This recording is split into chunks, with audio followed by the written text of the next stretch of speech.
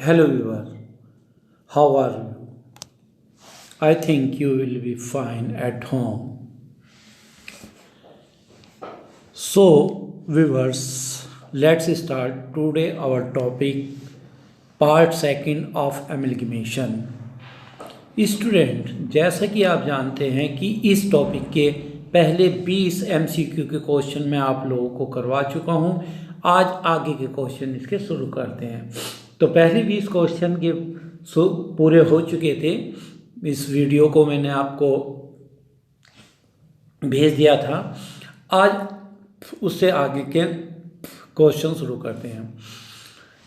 Students, एक company का समापन होना और इसे दूसरी कंपनी को बेचना जिसका निर्माण इसे खड़े करने के लिए ही किया गया हो कहलाता है एकीकरण, संविलियन, बाह्य पुनर्निर्माण या आंतरिक पुनर्निर्माण।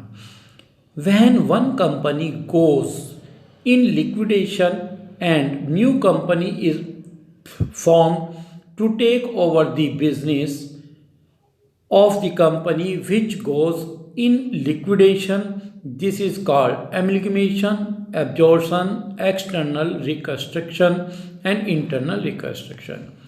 So our answer is C, external reconstruction, बाह्य पुनर्निर्माण।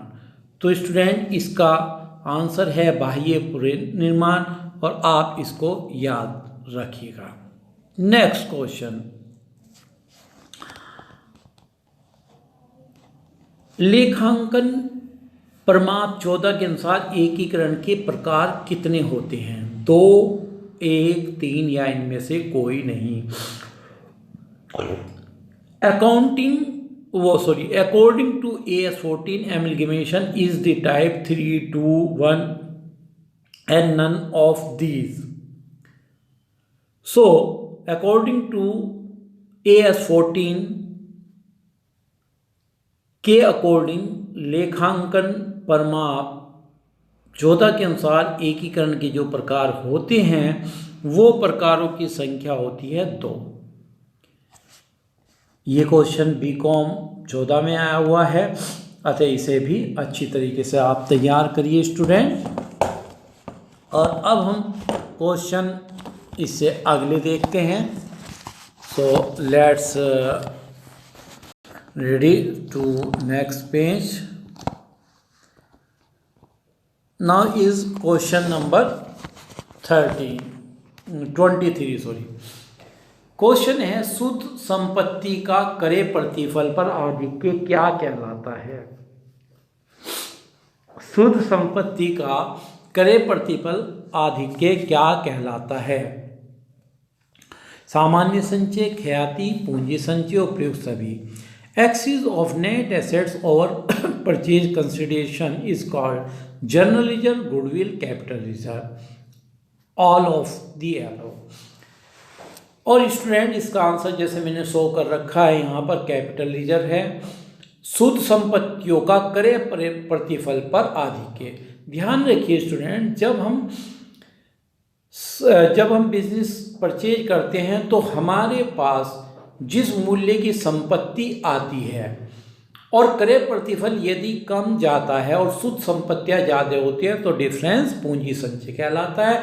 लेकिन यदि पेमेंट ज़्यादा जाता है और संपत्तियां कम आती हैं तो वो गुडविल कहलाता है। तो इसीलिए यहाँ पर आंसर पूंजी संचय, यानी कि excess of net assets over purchase consideration is called capital reserve.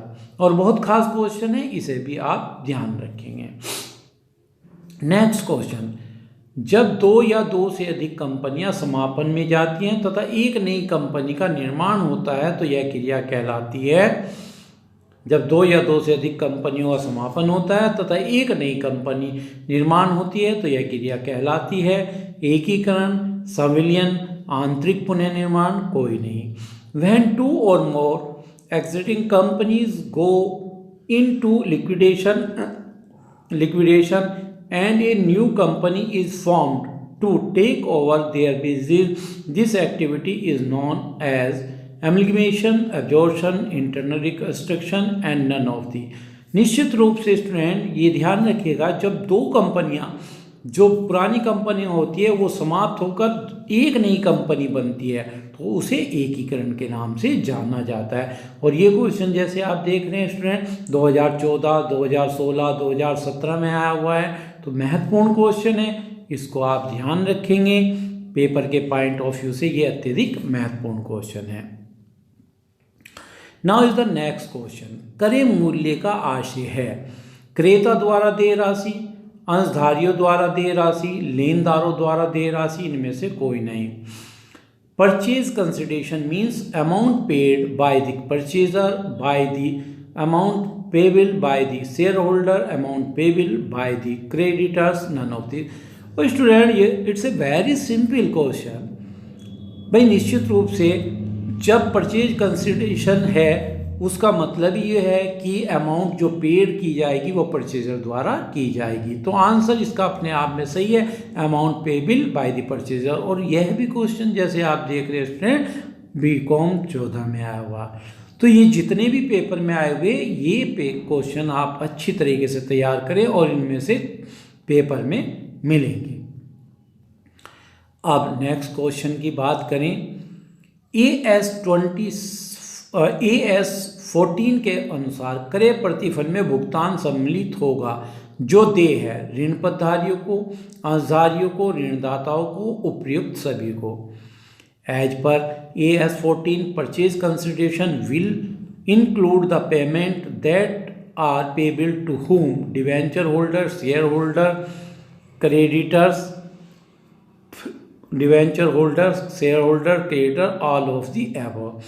तो निश्चित रूप से पेमेंट शेयर होल्डर को दे होता है, क्योंकि डिवेंचर होल्डर तो कंपनी के ऋण पत्रधारी होते हैं और क्रेडिटर लेनदार होते हैं, तो पेमेंट जो दिया जाता है वो शेयर होल्डर को ही दिया जाता है। नेक्स्ट क्वेश्चन हम ध्यान देंगे। यदि कंपनी द्वारा ली गई शुद्ध संपत्तियां क्रय प्रतिफल, यदि कंपनी द्वारा ली गई शुद्ध संपत्तियां क्रय प्रतिफल से कम है तो अंतर माना जाएगा। गुप्त संचय, ख्याति, पूंजी संचय, सामान्य। तो ध्यान रखिए स्टूडेंट, यदि कंपनी द्वारा ली गई शुद्ध संपत्तियां क्रय प्रतिफल से कम है, जैसे कि पहला क्वेश्चन हमने किया उसमें संपत्तियां ज़्यादा की आई थी, ज़्यादा आया तो रिजर्व कहलाता था, जैसे मैंने कहा पूंजी संचय कहलाएगा। अब यहाँ पर हमने पेमेंट जो है वो ज़्यादा दिया और संपत्ति हमें कम की मिली, तो ऐसी दशा में क्या कहेंगे, if the net assets taken over by the company are less than the purchase consideration, difference will be treated as a secret reserve, goodwill, capital reserve and general reserve। निश्चित रूप से जब आप पेमेंट ज़्यादा दे रहे हैं, एसेट्स कम आ रही है, तो डिफरेंस विल बी गुडविल। तो यहाँ आंसर गुडविल होगा। यह भी देख रहे हैं आपका पेपर में आया हुआ क्वेश्चन है, तो निश्चित रूप से तैयार रखेंगे इन क्वेश्चनों को। नेक्स्ट इज AS14 के अनुसार एकीकरण को लेखांकन के उद्देश्य से वर्गीकृत किया जाता है 3 में, 2 भाग में, 1 भाग में, उपयुक्त सभी में। और जैसे कि अभी मैंने पिछले क्वेश्चन में बताया, एज पर AS14 amalgamation for accounting purpose can be classified into 3 category, 2, 1 and none of the. जैसे कि पहले ही बताया था, इसका आंसर 2 है, 2 कैटेगरी में बटा है ये।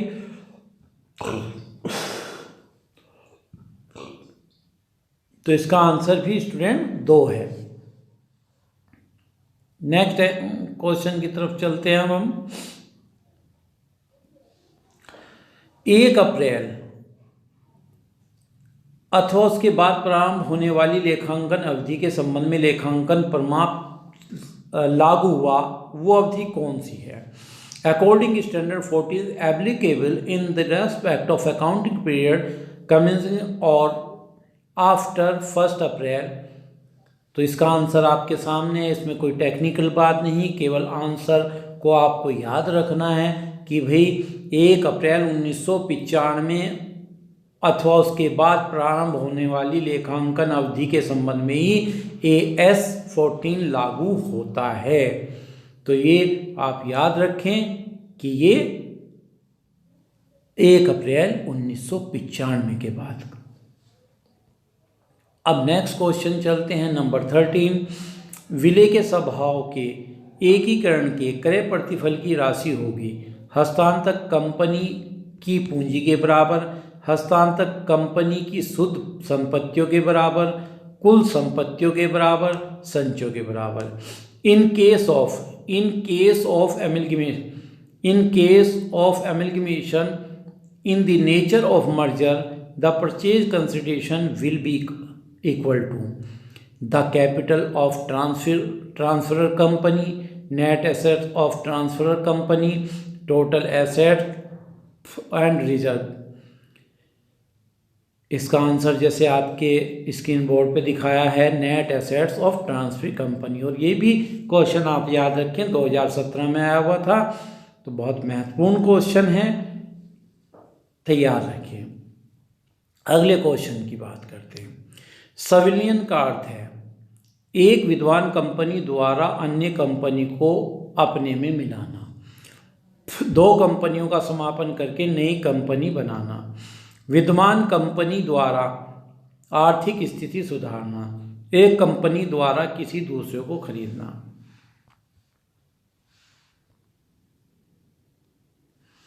And now in English, the meaning of absorption is the absorb another company by an exiting company to make a new company by liquidation of 2 companies. The reform economic situation of exiting company to purchase another company by an company। जैसे कि answer आपके सामने है, ये इसका answer है। और ये भी स्टूडेंट आप याद रखें, ये भी 2017 में आया हुआ है, तो इस क्वेश्चन को भी आप तैयार रखेंगे। नेक्स्ट क्वेश्चन, क्रय के स्वभाव के एकीकरण में क्रेता कंपनी की पुस्तकों में संपत्तियों एवं दायित्वों को दर्ज किया जाएगा। पुस्तक मूल्य अथवा स्वीकृत मूल्य पर, बाजार मूल्य पर, पुनर्मूल्यांकित मूल्य पर या अपलिखित मूल्य पर। In amalgamation in the nature of purchase in purchase books the assets and liability will be shown on book value और एग्री वैल्यू, मार्केट वैल्यू और revalued value on written down value. तो जैसे ही कहा कि क्रय के स्वभाव में एकीकरण में क्रेता कंपनी की पुस्तकों में संपत्तियां जो ली जाती हैं वो पुस्तक मूल्य अथवा स्वीकृत मूल्य पर ली जाती हैं। तो ये भी पेपर में आया हुआ क्वेश्चन है, इसको भी आप ध्यानपूर्वक रखेंगे ध्यान, और आगे पेपर के पॉइंट ऑफ व्यू से महत्वपूर्ण है क्वेश्चन। अब नेक्स्ट क्वेश्चन पे चलते हैं।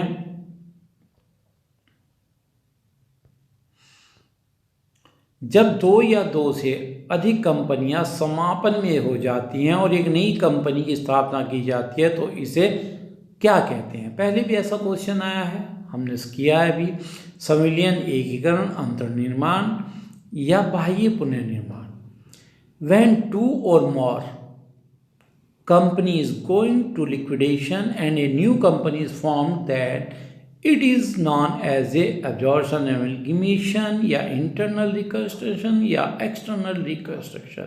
तो आंसर इसका amalgamation है। जैसे कि बताया था पहले भी, 2 या 2 से अधिक कंपनी समाप्त होकर जब एक नई कंपनी आ रही तो उसको amalgamation कहते हैं। नेक्स्ट क्वेश्चन पे ध्यान देते हैं। जब वर्तमान कंपनी 2 या 2 से अधिक वर्तमान कंपनी के व्यवसाय को खरीदती है तो इसे क्या कहते हैं? एकीकरण कहते हैं, संविलियन कहते हैं, आंतरिक पुनर्निर्माण कहते हैं या उपयुक्त में से कोई नहीं। When an exiting company takes over the business of one or more exiting company is called amalgamation, absorption, reconstruction and none of these। और जैसे कि आपको आंसर दिखाई दे रहा है इसका, और उसी आंसर के अकॉर्डिंग रिकंस्ट्रक्शन इसका आंसर है। इसे याद रखिए। नेक्स्ट क्वेश्चन, विक्रेता कंपनी की संचित हानि को कहाँ पर हस्तांतरित किया जाना चाहिए? अंश पूंजी खाते में, समतांशधारी खाते में, पूंजी संचय खाते में या लाभ हानि खाते में? Accumulated losses is in the vendor company should be transferred to the share capital company, equity shareholder accounts, capital reserve account, profit and loss account. So here is answer, equity shareholders account. Next question, क्रय प्रतिफल का भुगतान किस में होता है? नगद में होता है, अंशों में होता है, ऋण पत्रों में होता है या उपरोक्त में से कोई नहीं? उपरोक्त सभी में कर सकते हैं। Purchase consideration is payable in cash, share, debenture, any one of the above और ऑल ऑफ द। निश्चित रूप से क्रय प्रतिफल का भुगतान आप नकद भी कर सकते हैं, अंशों में, ऋण पत्रों में भी, या सभी में कर सकते हैं। तो answer any one of all above और all of the above, तो इसका आंसर डी है। अब नेक्स्ट क्वेश्चन, क्रेता कंपनी द्वारा प्राप्त वसूली व्यय को किस खाते में डेबिट किया जाना चाहिए? वसूली खाते में किया जाना चाहिए या ख्याति खाते में या विक्रेता खाते में या पूंजी संचय खाते में? Realization expenses may be, realization expenses may be, realization expenses made by the purchasing company should be debited to realization, goodwill, vendor and capital. So answer is vendor account. तो vendor accounting पे आप निशान लगाएंगे। Next question है, क्रय प्रतिफल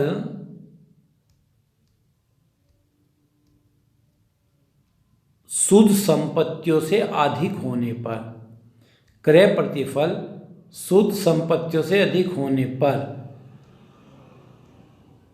क्या होता है? प्रतिभूति प्रीमियम या पूंजी संचय या ख्याति या प्रारंभिक व्यय? The axis of purchase consideration, the axis of purchase consideration over net assets। अगर परचेज कंसिडरेशन क्रय प्रतिफल शुद्ध संपत्तियों से अधिक होने जा रहा है, हमारा क्रय प्रतिफल शुद्ध संपत्तियों से अधिक होने जा रहा है, तो जो हम पेमेंट दे रहे हैं वो डिफरेंस गुडविल कहलाता है। तो यहाँ पे हमारा आंसर गुडविल है, इसे ध्यान रखिए। अब नेक्स्ट क्वेश्चन की तरफ चलते हैं। कंपनी के लिए लेखांकन मानक AS